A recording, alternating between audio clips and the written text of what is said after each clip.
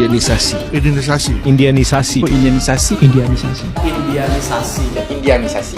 Pengindiaan Asia Tenggara.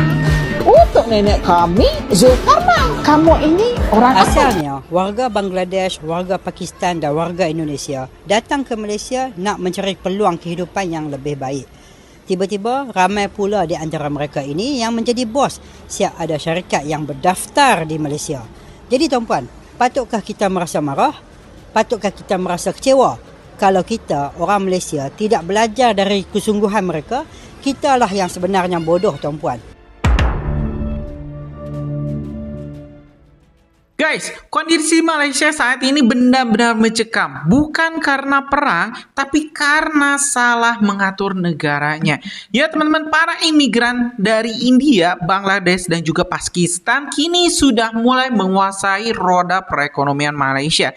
Di mana tanpa mereka, teman-teman, tanpa para imigran pekerja dari India, Pakistan, dan juga Bangladesh, Malaysia ekonominya akan ambruk, akan runtuh, karena anak-anak muda di Malaysia tidak mau lagi mengerjakan pekerjaan-pekerjaan keras, pembangunan, atau yang mungkin kotor. Sedangkan teman-teman, ini orang-orang Bangladesh yang kemarin datang jadi buruh, usai kontrak kerjanya selesai tidak kembali ke negaranya, tapi membuka usaha. Dan ini yang menarik teman-teman, ternyata toko Melayu gagal, nggak bisa bersaing dengan toko-toko dari suku-suku atau ini keturunan-keturunan Bangladesh, India, dan juga Pakistan. Alhasil teman-teman, ya di pasar-pasar tradisional malah didominasi oleh orang-orang India dan nggak ada tuh orang Melayunya.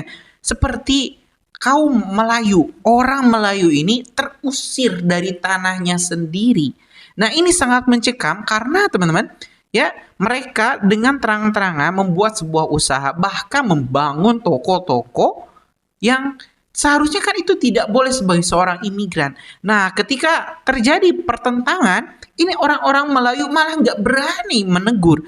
Malah orang-orang Melayu ini, teman-teman, ya, mereka itu malah komplainnya ke Facebook, ke Twitter, ke TikTok. Banyak yang kayak gitu, jadi nggak berani kalau mereka mau, ya, mengusir secara langsung, wah itu bakal baku hantam. Karena kita tahu sendirilah keturunan dari India itu berani, barbarnya luar biasa. Mereka kalau mau main tangan pasti saya yakin bakal dilawan. Nah hari ini kita bakal melihat bagaimana keadaan Malaysia saat ini yang sangat mencekam, di mana warga asli Melayunya itu terusir teman-teman. Ya, mereka kalah bersaing dengan para pekerja keras dari India, Pakistan, dan juga Bangladesh. Apakah ya negara Malaysia yang kita dengar sebagai negeri Melayu, ya, akan berganti dengan negeri India, Perindavan, atau Bangladesh? Kita simak dulu informasi selengkapnya.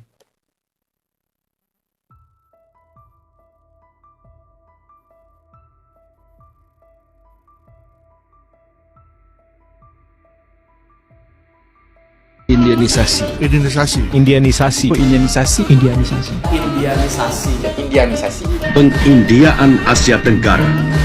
untuk nenek kami, Zulkarnain, kamu ini orang trauma. Apa itu?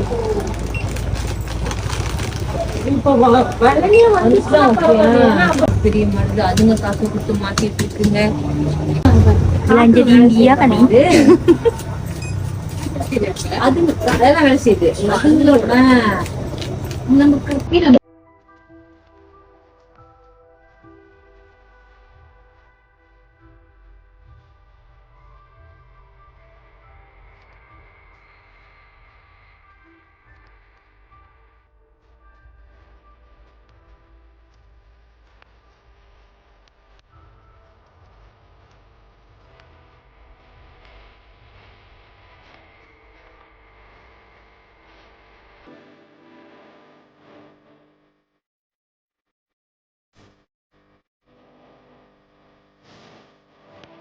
Namun ada juga yang menilai ucapan tersebut sebagai kritik terhadap masyarakat yang dianggap kurang memanfaatkan peluang yang ada. Lalu, apa sebenarnya yang disampaikan oleh Pakcik ini? Mengapa ucapannya ramai dibicarakan? Dan benarkah fenomena pekerja yang datang sebagai buruh lalu berkembang menjadi pengusaha memang terjadi di lapangan? Mari kita simak bersama cuplikan videonya. Dan setelah itu, kita akan bahas lebih lanjut. Asalnya, warga Bangladesh, warga Pakistan dan warga Indonesia datang ke Malaysia nak mencari peluang kehidupan yang lebih baik.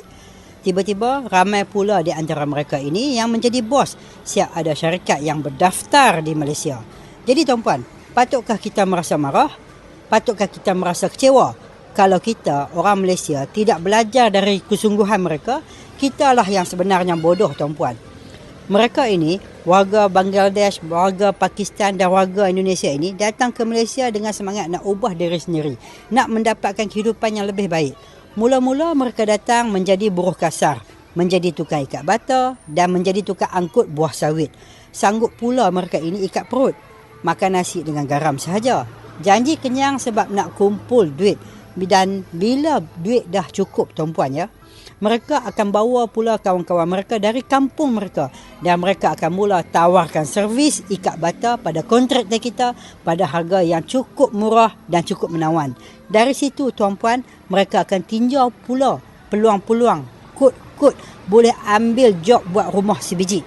Lepas itu, bila ada peluang, tiba-tiba ada rakyat Malaysia yang sedang mencari kontraktor buat rumah murah. Tunggu apa lagi tuan-puan? Mereka buatlah.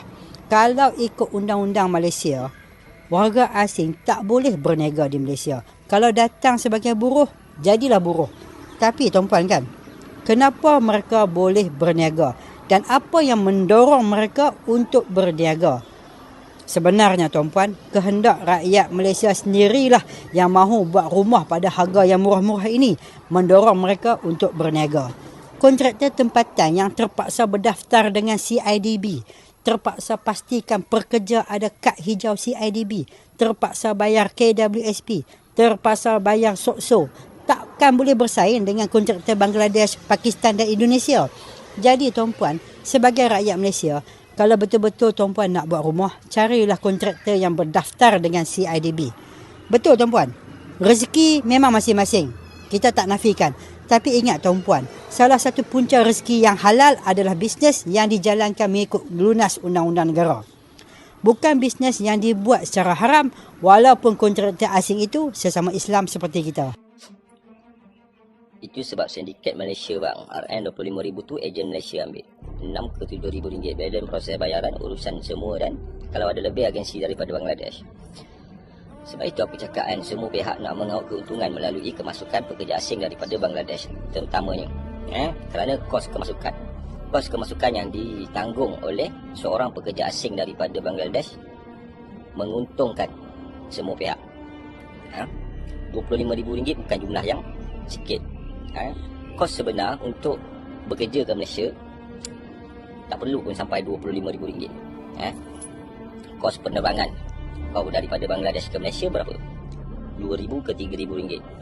Menguruskan dokumen kau di immigration, levy pekerja asing tak sampai RM4,000.